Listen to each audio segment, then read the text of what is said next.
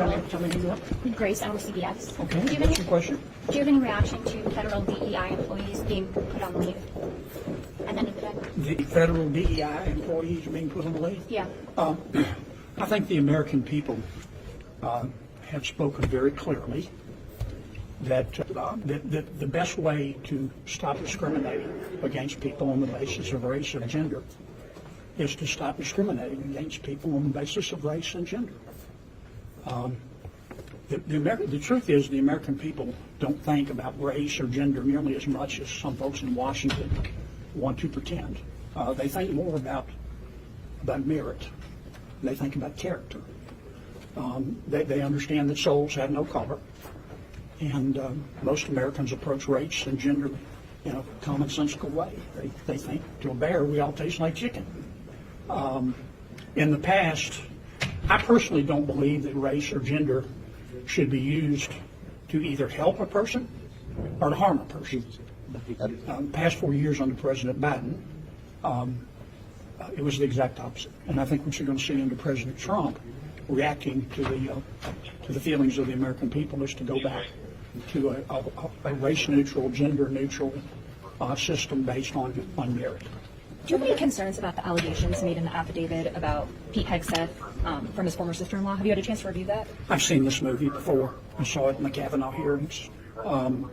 The author of the affidavit submitted the affidavit and said she wouldn't take questions. I noticed that she didn't present herself at the hearing to be examined, and Mr. Hegseth has denied it all. Senator, some of the pardoned January 6th rioters are planning on coming up to the Hill this week and doing tours and getting tours from members. Do you think it's appropriate for them to be coming and visiting so shortly after being pardoned for crimes in the Capitol? Well, I was here on January 6th, and it was not exactly a Lincoln moment for America. Here's what I saw. I saw a protest that turned into a riot. I didn't see an attempted insurrection.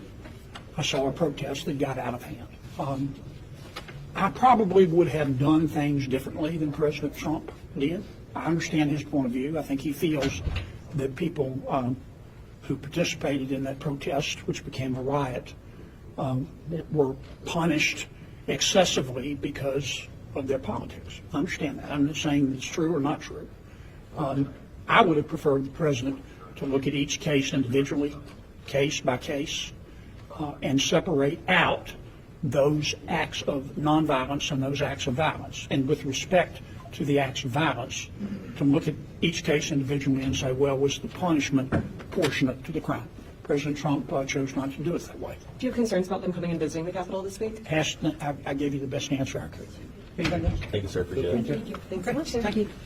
I'll take the rest of the day off. Any plans to go check out the snow this weekend back home? Yeah. No, I've got to stay up here this weekend. We're going to be with my people. Because we don't have any icing equipment or anything.